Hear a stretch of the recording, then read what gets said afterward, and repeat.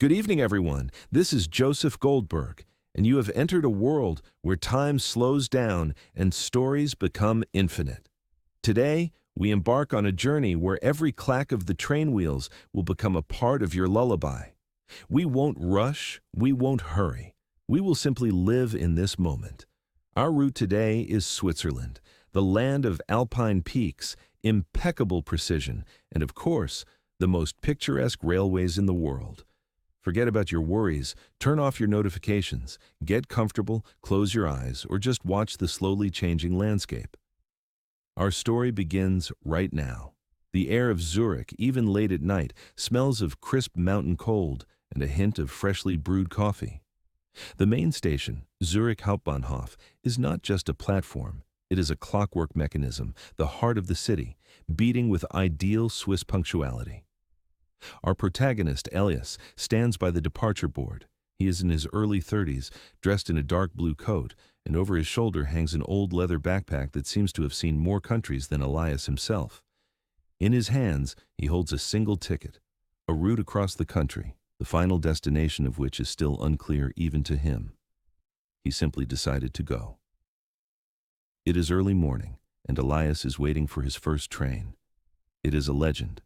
The Glacier Express, the slowest express train in the world. A panoramic train that connects the two iconic mountain resorts, Zermatt and St. Moritz. But we board an earlier segment to begin our immersion. Elias finds his carriage. It's almost empty. The panoramic windows, floor to ceiling, promise incredible views. He settles into the comfortable seat, feeling the soft upholstery cradle his body. This is a place for contemplation, not for sleep. The light in the carriage is dim. Only the first hesitant rays of the rising sun begin to play on the varnished surfaces.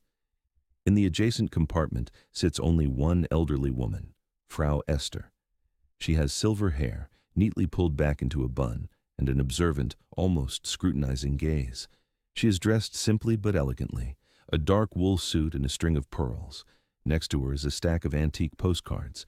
She does not seem to be sleeping, but waiting. The train pulls out, not with a jolt, but with a smooth, almost gentle glide. The soft, even clack, clack, clack, clack of the wheels begins its long symphony. First, the back streets of Zurich flash by, neat houses, small gardens, but very quickly the scenery changes. The city melts away and Lake Zurich begins. The train follows the lakeshore. The water is steel-colored, reflecting the distant snow-capped peaks. In this early hour, the lake is enveloped in a light haze that makes the world around it unreal, like a watercolor painting. Elias takes out his notepad and pencil. He writes, "Switzerland does not rush. It waits for you to grow into it. The lake, like a mirror, shows what you don't want to see in yourself, an emptiness searching for something to fill it." The train leaves the lake and begins to climb. We enter a world of tiny, dollhouse-like villages, houses with dark wood and bright red flowers on the balconies, even at this time of year, look like an illustration from a children's book. It seems that all life here is built on harmony and order. Every stone is in its place. Elias involuntarily catches himself looking at Frau Esther. She finally notices his gaze, and a slight, almost imperceptible smile touches her lips. "You are looking at me, young man," she says, and her voice is quiet but firm, like Alpine ice. "Or at the past I carry with me?" Elias is embarrassed. "I apologize, Frau. I'm simply admiring the scenery and your tranquility." "Tranquility is an expensive commodity," she replies, setting aside the postcards, "especially on an express train that doesn't hurry." "Where are you going?" "I am going, Frau Esther," Elias replies, "just going. I have a ticket until I feel like getting off." Frau Esther nods. This answer satisfies her. "I am going to Andermatt." "Have you seen this place? There is the Schullenen Gorge, where Suvorov once crossed the Devil's Bridge. It is not just a bridge, it is a place where time ends and legend begins. You will see. But before that..." She pauses, looking out the panoramic window. The train enters a narrow gorge. The river below, noisy and fast, fights with the rocks. The true mountain landscape begins. The train, like a snake, crawls along the mountain serpentine. We are already high up, and the first truly stark cliffs begin to flash outside the window. The forest becomes denser, darker. The ascent to Oberalp Pass begins. This pass is the highest point on the Glacier Express route. Frau Esther begins to narrate. Her story is about her father, who was a watchmaker in Lucerne. He used to say, Elias, that the hardest thing about a watch is not assembling the mechanism, but making it live, making time run, but also having the power to stop it. She shows him one of the postcards. It is an old black and white photograph of a train similar to theirs, but with a steam engine. That is the Furka Oberalp-Bahn, the old line. In the 60s, my father worked on restoring the clock at the station in Realp, and he always took me with him on that journey. Elias listens. The mountains outside the window become increasingly dramatic. Snow begins to fall. Not a heavy snowfall, but a light magical snow dust that beats against the glass, creating a feeling of isolation from the world. The train slows down. We pass a small station, lost in the snow. Not a soul, only a wooden house and an old rusty semaphore. Frau Esther continues. One time when we needed to get to Realp, and there was the same snowfall, our train broke down, right on the pass. This was before the tunnel was built. We stood there all night, no lights, no heating, only darkness and the howling wind. But my father, he didn't panic. He took out a flashlight, showed me the watch on his wrist and said, "Look, Elias, time only runs for those who believe in it. For us, it has stopped. Enjoy it." We sat and listened to the wind sing about eternity. It was the best night of my life, nothing but silence and snow. She falls silent, and for the next few minutes, the only sound in the carriage is the steady clack-clack. The train crests the summit and begins a slow descent. The train descends towards Andermatt. The snow stops and the mountains become closer, more detailed. Here, one can see climbing trails, waterfalls frozen in the form of gigantic icicles. Frau Esther stands up. We will soon be in Andermatt. My journey ends. Now you will see the Devil's Bridge, she explains. Look to the right as we enter the gorge. It is not just a stone bridge. According to legend, the devil himself built it. He demanded the soul of the first one to cross it, but a local resident tricked him by sending a goat across the bridge. The devil was angered, wanted to destroy the bridge, but an old man appeared and threw a cross at him. The devil vanished, and the bridge remained. That is why a red granite cross stands there, commemorating Suvorov. The train enters the narrow Schullenen Gorge. This is a place where it becomes dark even during the day. The cliffs overhang. And there it is, the Teufelsbrücke, the old stone bridge, and next to it the new, modern one we are on. The sensation is that time here is warped. Elias looks. Frau Esther is right. It is not just a bridge, it is the boundary between the mundane and the myth. The train stops at the Andermatt station. Frau Esther picks up her small, old suitcase. "Goodbye, young man who rides just to ride," she says, handing him one of her postcards. It is the same old black and white photograph of the train on the pass. May this story be your fuel. And remember, sometimes to find the end, you just need to stop when the story begins. She steps out. Elias watches her go. She seems surprisingly fragile and yet as unyielding as an Alpine crystal. The train stands for a few minutes. Elias puts the postcard in his notepad. Now there are a few more passengers. A young woman with a laptop sits opposite Elias, clearly a student or a freelancer. She is engrossed in her work, oblivious to the scenery. Elias takes out the postcard that Frau Esther left and turns it over. In neat handwriting on the back is written, "To find yourself, you must first get lost in a world that does not hurry." P.S. The next legend awaits you in Gruyere. Look for the castle and the cheese. Elias smiles. Gruyere. Castle and cheese. This is the next destination he needs to find, but the Glacier Express is going in the completely opposite direction, east toward St. Moritz. He looks at the route map embedded in the table. To get to Gruyere, he will have to get off at Descentis/Mustère and change to another line that goes across the Alps to the center of the country and then west. This will take many hours, many transfers. But he is riding until he feels like getting off. The train pulls out again, leaving Andermatt behind. The train enters the canton of Graubünden, and the scenery changes again. We are traveling through narrow valleys where the houses speak Romansh, Switzerland's fourth official language. The language sounds like the whisper of ages, ancient and soft. The sun is now high, and the panoramic windows fill the carriage with golden light. The train arrives at Descentis/Mouster. An old Benedictine monastery is located here. It is a small but important junction station. Elias steps out of the Glacier Express. He needs to find the platform for the train heading towards Brig to begin his roundabout way to Gruyere. He stands on the platform. The air here is not just mountain air, it is monastic, smelling of old stone and eternity. Elias looks at the mountains. They are majestic, but not oppressive. They promise protection. He finds his next train. It is a small, red regional train, the Rhaetian Railway, Rhaetia Shaban, one of the most famous in the world. There is only one carriage, and it is almost empty. Elias sits down. The train pulls out, and the most scenic part begins, the route across the famous Landwasser Viaduct. The train slowly crawls along the winding, narrow gauge. Suddenly, the whole carriage begins to move along a curve. Elias looks out the window. They are crossing the viaduct. The Landwasser Viaduct is a marvel of engineering. It is built of white stone and has 6 high arches. It seems to float above the deep gorge, and when the train is on it, it feels suspended between sky and earth, surrounded only by cliffs and pine trees. It lasts only a few seconds, but Elias feels that in this moment, time truly stopped, just as Frau Esther had said. The train enters a tunnel. Darkness, and then light again. Now they are driving through the Albula Valley. Elias looks at the map. His path leads south and then west.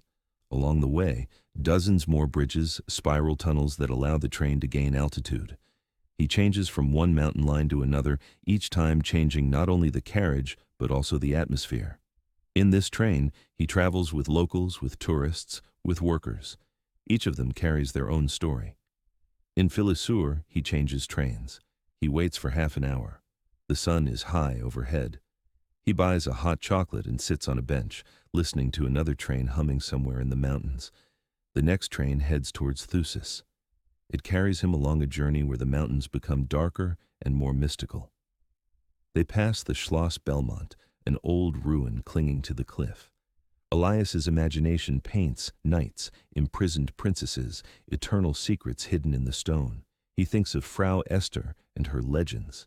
He feels like he is not traveling through Switzerland, but through one enormous, endless legend. The train heads to Brig, through the heart of the Alps. It is a long, monotonous route. The monotony of the wheels becomes meditative. Clack, clack, clack, clack, clack, clack. He closes his eyes and sees the snowfall on the Oberalp Pass. He sees the Devil's Bridge. At this moment, he realizes that the purpose of the journey is not the destination, but this even, endless movement. The carriage becomes quiet. Almost everyone is sleeping or buried in their gadgets. Elias, on the contrary, feels his consciousness expanding, absorbing every mountain, every tree, every clack. When they arrive in Brig, it is late afternoon. The city is located in a valley, and it feels warm and flat after the mountains. Elias feels tired from the impressions, but he doesn't want to stop. Frau Esther said, Gruyere, castle and cheese. He finds his next platform. Now he needs to change to a train heading towards Lausanne, through the canton of Vaud. This is already a different Switzerland, French-speaking. The train running on the Simplon-Lötschberg Bahn line slowly begins its journey west. Vineyards flash past the window on the mountainsides. This is a completely different landscape. Stone gives way to fertile soil. The mountains become softer, greener. The Swiss Riviera begins, but it is still far away. Elias looks out the window. On one of the slopes, he sees a solitary little chapel surrounded by old, crooked trees. He has a sudden, very strong feeling that if he doesn't get off the train now, he will lose something important. But the train does not stop. It carries him forward towards Gruyere. He takes out his notepad and Frau Esther's postcard. He runs his finger over her handwriting. He feels like he can hear her voice, soft and firm. Look for the castle and the cheese. What does it mean, besides the obvious? The legend she spoke of is not about geography, it is about attention. He must be ready to see the legend, not search for it by GPS. He realizes this cheese, this castle, they are not just tourist attractions. They are probably the keys to his own story, which he has been searching for so long. The train enters the canton of Fribourg. The landscape becomes pastoral. Endless green hills where cows graze with huge clanging bells. The sound of the cowbells penetrates even through the closed train windows, creating a soothing, rhythmic background. The train stops at the Boulay station.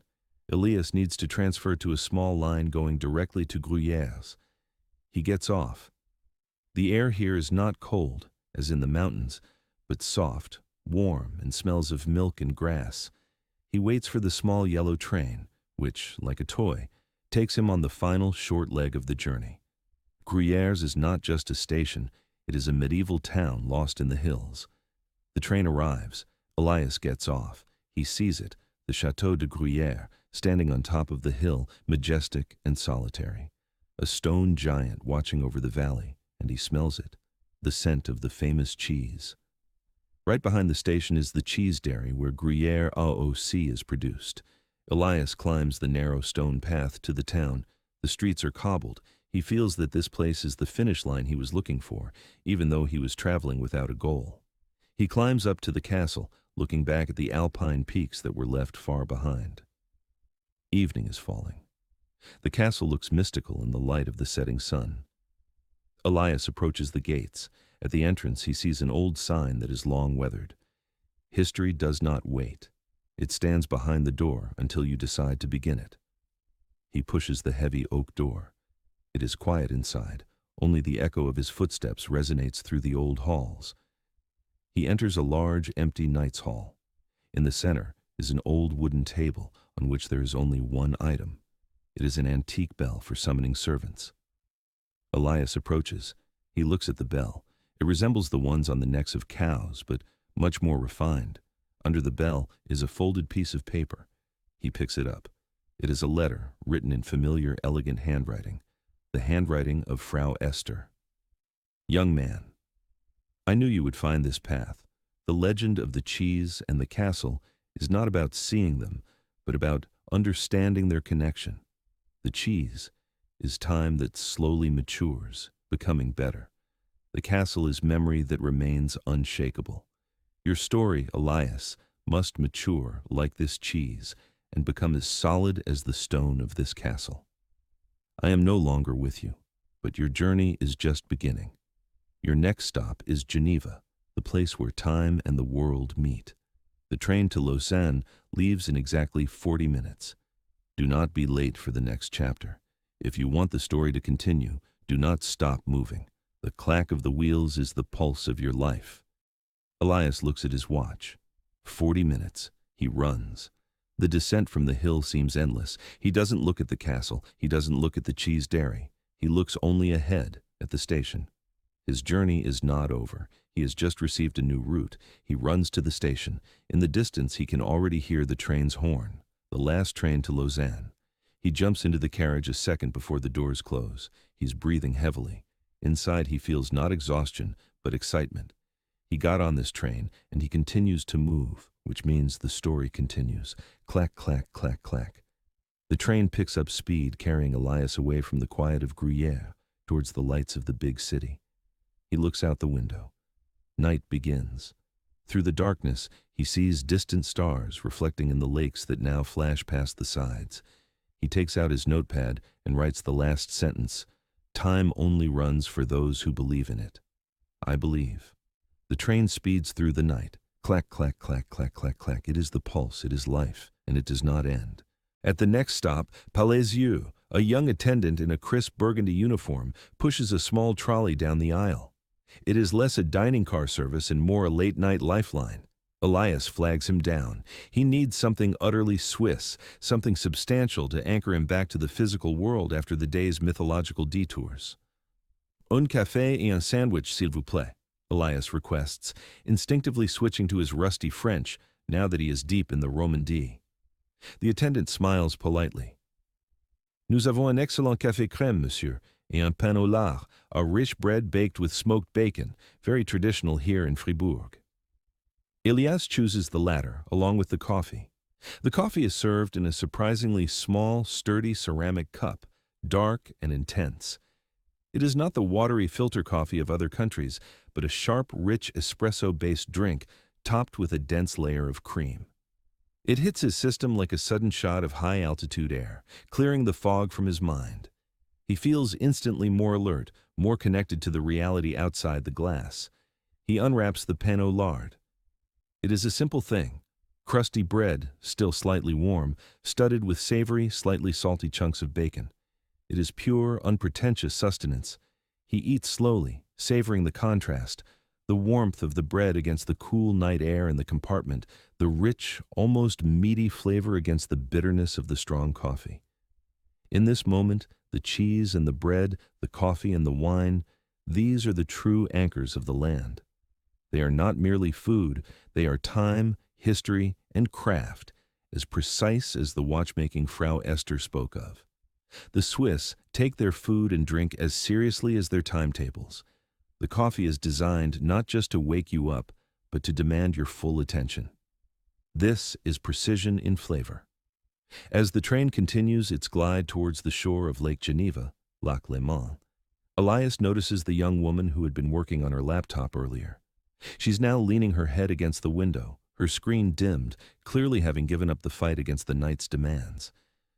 Elias sees the coffee cup in his hand, the small ceramic vessel that seems to hold the concentrated energy of the nation. He thinks, the journey through the country is a journey of different flavors.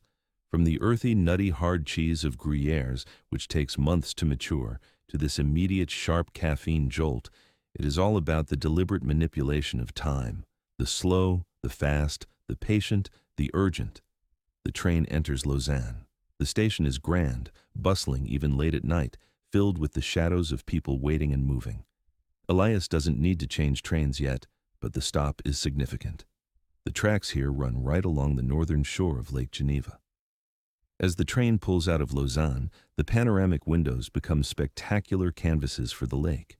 Lac Léman is vast, an enormous black mirror stretching out to the darkness where France lies. The lights on the far shore glitter, forming a necklace across the water.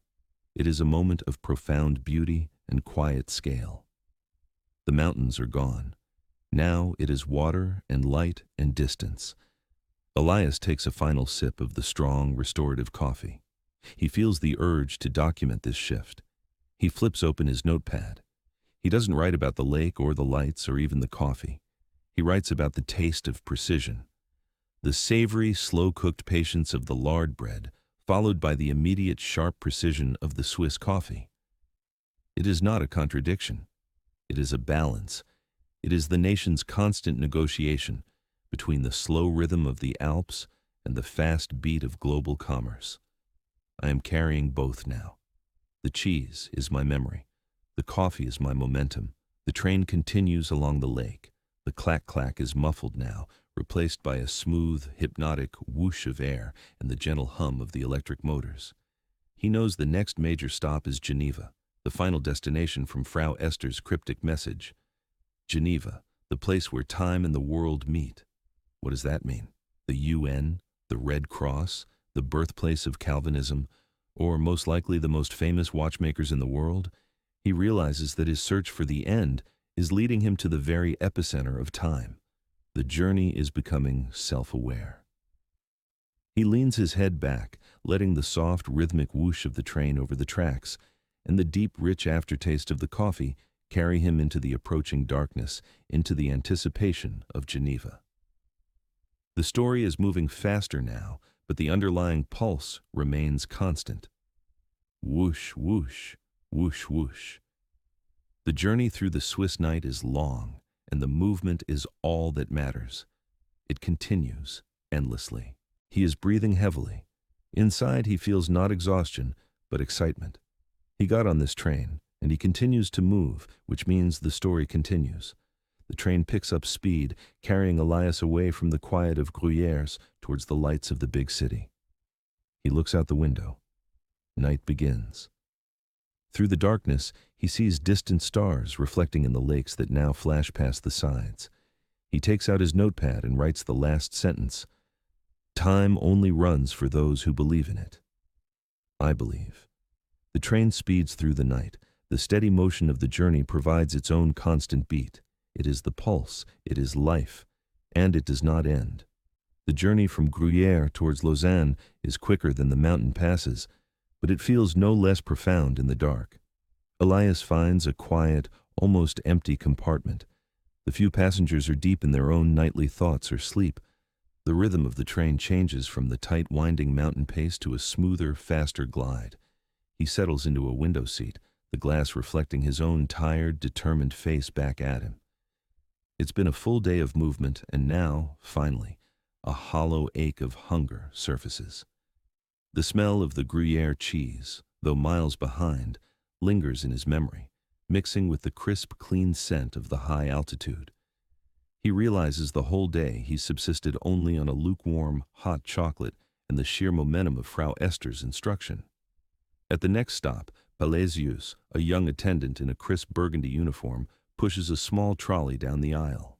It is less a dining car service and more a late-night lifeline. Elias flags him down. He needs something utterly Swiss, something substantial to anchor him back to the physical world after the day's mythological detours.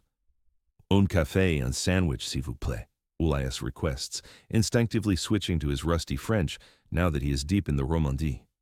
The attendant smiles politely. Nous avons un excellent café crème, monsieur, et un pain au lard, a rich bread baked with smoked bacon, very traditional here in Fribourg. Elias chooses the latter, along with the coffee. The coffee is served in a surprisingly small, sturdy ceramic cup, dark and intense. It is not the watery filter coffee of other countries, but a sharp, rich espresso-based drink topped with a dense layer of cream. It hits his system like a sudden shot of high-altitude air, clearing the fog from his mind. He feels instantly more alert, more connected to the reality outside the glass. He unwraps the pain au lard. It is a simple thing, crusty bread, still slightly warm, studded with savory, slightly salty chunks of bacon. It is pure, unpretentious sustenance. He eats slowly, savoring the contrast, the warmth of the bread against the cool night air in the compartment, the rich, almost meaty flavor against the bitterness of the strong coffee. In this moment, the cheese and the bread, the coffee and the wine, these are the true anchors of the land. They are not merely food, they are time, history, and craft, as precise as the watchmaking Frau Esther spoke of. The Swiss take their food and drink as seriously as their timetables. The coffee is designed not just to wake you up, but to demand your full attention. This is precision in flavor. As the train continues its glide towards the shore of Lake Geneva, Lac Léman, Elias notices the young woman who had been working on her laptop earlier. She is now leaning her head against the window, her screen dimmed, clearly having given up the fight against the night's demands. Elias sees the coffee cup in his hand, the small ceramic vessel that seems to hold the concentrated energy of the nation. He thinks, the journey through the country is a journey of different flavors. From the earthy, nutty, hard cheese of Gruyère, which takes months to mature, to this immediate, sharp caffeine jolt, it is all about the deliberate manipulation of time. The slow, the fast, the patient, the urgent. The train enters Lausanne. The station is grand, bustling even late at night, filled with the shadows of people waiting and moving. Elias doesn't need to change trains yet, but the stop is significant. The tracks here run right along the northern shore of Lake Geneva. As the train pulls out of Lausanne, the panoramic windows become spectacular canvases for the lake. Lac Léman is vast, an enormous black mirror stretching out to the darkness where France lies. The lights on the far shore glitter, forming a necklace across the water. It is a moment of profound beauty and quiet scale. The mountains are gone. Now it is water and light and distance. Elias takes a final sip of the strong, restorative coffee. He feels the urge to document this shift. He flips open his notepad. He doesn't write about the lake or the lights or even the coffee. He writes about the taste of precision. The savory, slow-cooked patience of the lard bread, followed by the immediate, sharp precision of the Swiss coffee. It is not a contradiction. It is a balance. It is the nation's constant negotiation between the slow rhythm of the Alps and the fast beat of global commerce. I am carrying both now. The cheese is my memory. The coffee is my momentum. The train continues along the lake. The soft motion is constant, replaced by a smooth, hypnotic glide and the gentle hum of the electric motors. He knows the next major stop is Geneva, the final destination from Frau Esther's cryptic message. Geneva, the place where time and the world meet. The train passes through Morges, then Nyon, the names slipping by like whispered secrets in the dark. The track is close enough to the lake that the reflected lights seem to dance on the carriage walls. Elias begins to notice the small details of the Lac Léman shore, the occasional lighthouse beam sweeping the water, the dark shapes of moored sailboats rocking gently. The world outside is moving, but he is protected, cocooned by the glass and the constant reliable motion. He realizes that Switzerland, as a country, feels like a train, always moving forward, always precise, yet carrying profound, quiet histories within its metal shell. He finally drifts into a half-sleep, a state of deep, resonant contemplation, where the continuous motion of the wheels becomes the language of his subconscious. He dreams of a tiny brass gear, perfectly crafted, spinning endlessly. It is a watch mechanism, but it is also the wheel of the train and the wheel of his journey. The gear is surrounded by snow, and on the snow he sees the shadow of a goat, the one that crossed the Devil's Bridge, the simple creature that outsmarted the devil of time itself. The dream is fleeting, less a vision and more a sensation of seamless motion and eternal precision. He wakes with a slight jolt as the train begins to slow dramatically. He checks his watch, one of the many unremarkable, reliable Swiss quartz pieces he bought years ago. It's early morning, just before dawn. They are pulling into Genève-Cornavin, the main station of Geneva.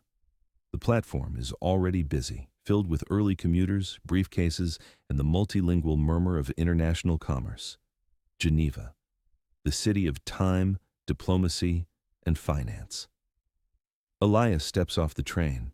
The air here is different again, cooler, sharper, carrying the scent of a large, busy city and the fresh, vast presence of the Rhône River flowing out of the lake.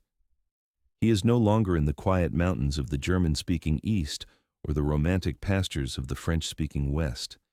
He is in the global center, the neutral ground where all clocks are set. He clutches his leather backpack and looks around the grand hall of the station. Where is the legend here? Where is the meeting place of time and the world? He sees digital clocks everywhere, all synchronized, ticking with relentless accuracy. He walks out into the cool gray dawn of the city. He heads towards the lake, knowing instinctively that all things in Geneva are centered around its vast water body. He walks past immaculate parks, past buildings marked with the symbols of global organizations he doesn't fully understand. Then, he sees it. Standing tall against the slowly brightening sky, shooting a colossal plume of water 140 meters into the air, is the Jet d'Eau. It is a massive fountain, an icon of the city, utterly gratuitous in its scale and splendor. He stands and watches the water rise, hang suspended for a moment of perfect weightlessness, and then fall back into the lake. It is a visible, constant expression of force and time. Elias notices a small, unassuming bronze plaque near the promenade bench where he sits. It is dedicated to an unknown horologist, a clockmaker, who, in the late 19th century, designed a system that used the city's water pressure to regulate several public clocks simultaneously. The Jet d'Eau, he realizes, isn't just a fountain, it's a monument to the power harnessed for precision.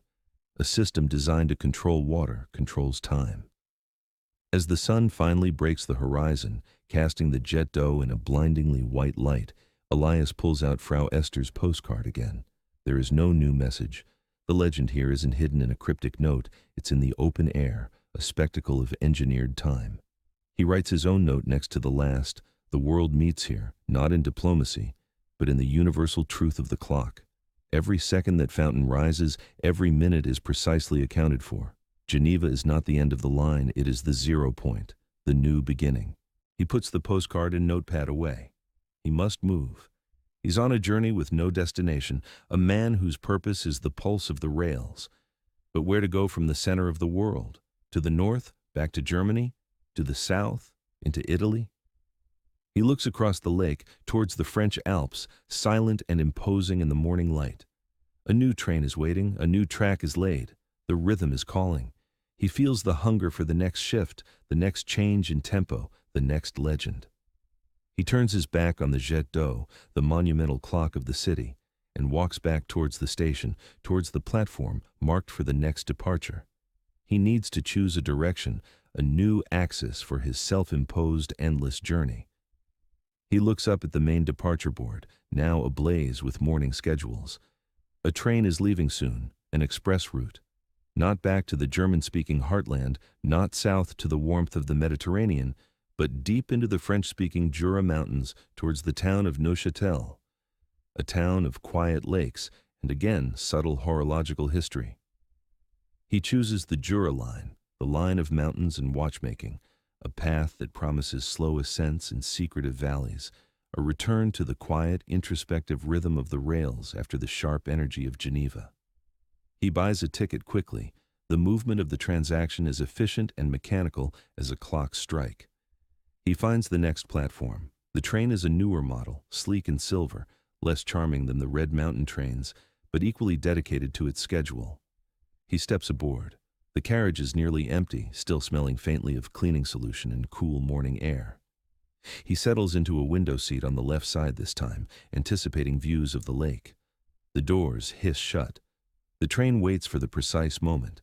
Then, with a gentle push, the journey begins again. They leave the urban sprawl quickly. The tracks hug the coast of the upper part of Lake Léman for a final, fleeting view. The sun is fully up now, turning the vast lake surface into a sheet of rippling, pale blue light. The smooth motion quickly fades as the train turns inland, leaving the lake and the city behind. They begin a long, steady climb into the Prealps towards the Jura. The landscape transforms yet again. The manicured vineyards and flatlands of the shore give way to rolling green hills, dense pine forests, and deep, misty valleys. The train slows slightly, adjusting to the inclines. The deep, even pattern of the rails returns, providing a constant, soothing oscillation. This is the rhythm of the ascent. Elias thinks of the gear mechanism from his dream. He is entering the cogs of the landscape now. He passes through several short, dark tunnels, the flashes of light and sudden darkness serving as constant reminders that he is moving through solid rock, through time itself. He reaches the town of Yverdon-les-Bains, known for its thermal springs and its historical castle. He doesn't get off, merely observing the scene, people rushing to work, carrying briefcases and bags of warm bread. The train pauses, then turns north, following the eastern edge of Lake Neuchâtel.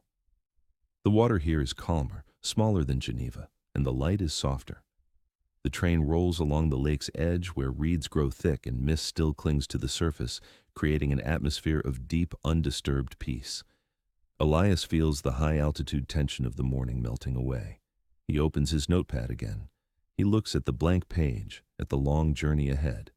He realizes that the stories of this land, the cheese, the watchmaker, the bridge, the fountain, were all pieces of a larger mechanism, guiding him not to an end, but to the next step. And the next step is always the train. The continuous glide of the train is his story, and it continues to roll through the quiet, forested valleys of the Jura, a steel thread pulling him further into the heart of Switzerland's patient, relentless history. The lake stretches out, silver and silent, and the rhythm of the journey is the only sound that truly matters. He watches the shoreline, seeing small, solitary fishing boats cutting through the morning mist, tiny points of life and routine against the immense stillness of the water. The movement is all, and it is endless. The train pulls into the central station, built partially beneath the city, a modern, bustling gateway into the past. Elias steps off the train. He feels a profound sense of arrival here, even though he knows this is just another stop on his endless journey. Bern is solid, dependable, and steeped in time. He knows exactly where he must go, not to the Parliament building or the banks, but to the Zietglocke, the famous medieval clock tower that dominates the old town. It is the heart of Bern's collective time. He walks through the arcades, Lauben, the covered walkways that line the streets, protecting pedestrians from the weather, a symbol of practical Swiss consideration. The atmosphere is dense with history, the scent of rain on old stone, roasting coffee, and something else, the heavy, steady ticking of 100 hidden clocks. He reaches the square. The Sittglocke stands before him, majestic and weathered. It is more than just a clock. It is an astronomical, mechanical marvel dating back to the 15th century. It does not merely tell time, it dramatizes it. He waits for the hour. The mechanisms begin to whir. A small, mechanical rooster crows. Then the parade begins. The bears, the symbol of Bern, circle, and a jester rings a bell. It is a charming, elaborate spectacle that happens precisely on the stroke of the hour. Elias watches, mesmerized. The simplicity of Frau Esther's watchmaker father suddenly contrasts with this public, elaborate declaration of time. One is private, intimate, the other is civic, collective. The Sittglocke dictates the pace of the city. After the performance concludes, Elias sits on a nearby bench, pulling out his notepad. He knows the legend here is about shared time. Bern controls the nation's political and civil time, and this clock is its symbol. He writes, "The true power of time is not in its measurement, but in its synchronization. Here, everyone moves together, according to the same beautiful, elaborate rule. The train schedule is the law of the land, and the Sittglocke is the reason the schedule works." He looks up at the tower, feeling a sense of closure on this chapter of time exploration. He is ready for the next phase. He needs to find a path that moves him away from the centers of precision and power, back towards the land's wilder edges. He opens a map of the Swiss rail network on his phone. His eyes are drawn to a line running south, deep into the heart of the Alps again, towards the Italian-speaking canton of Ticino. To get there, he must take the Leuchberg line, a route that plunges through the mountains via a series of deep tunnels, passing through the core of the ancient rock itself. It is the opposite of the panoramic Glacier Express. It is a direct subterranean confrontation with the wild heart of the Alps. A journey into the darkness.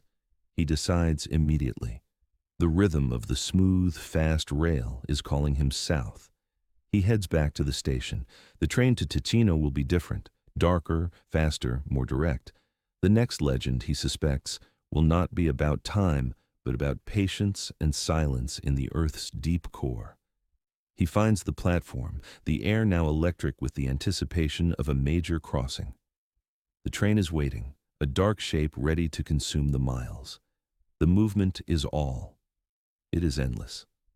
But in another section of the train, the very same train Elias is about to board, in a sleek first-class compartment designed for quiet work, sits Dr. Anja Ritter. Anja is fundamentally different from Elias. She is a woman defined not by seeking movement, but by managing stasis. She is an art historian, specializing in the preservation and documentation of private Alpine collections, a meticulous, detailed-oriented work that requires infinite patience and absolute discretion. She is traveling south, towards Lugano, where a secretive, centuries-old family collection of Renaissance sketches awaits her analysis. Her ticket, unlike Elias's rambling route, is precise. Bern to Lugano, direct. She's in her late 20s, dressed in tailored gray wool, her dark hair pulled back into a severe professional ponytail.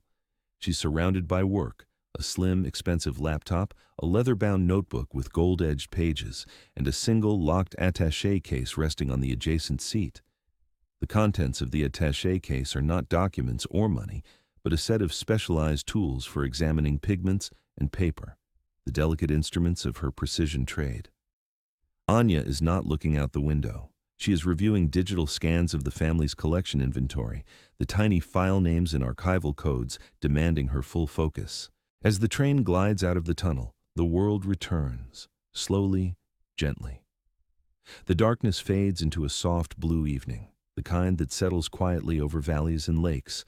The light in Ticino is different, warmer, almost golden, as if the mountains themselves exhale peace after holding their breath for so long.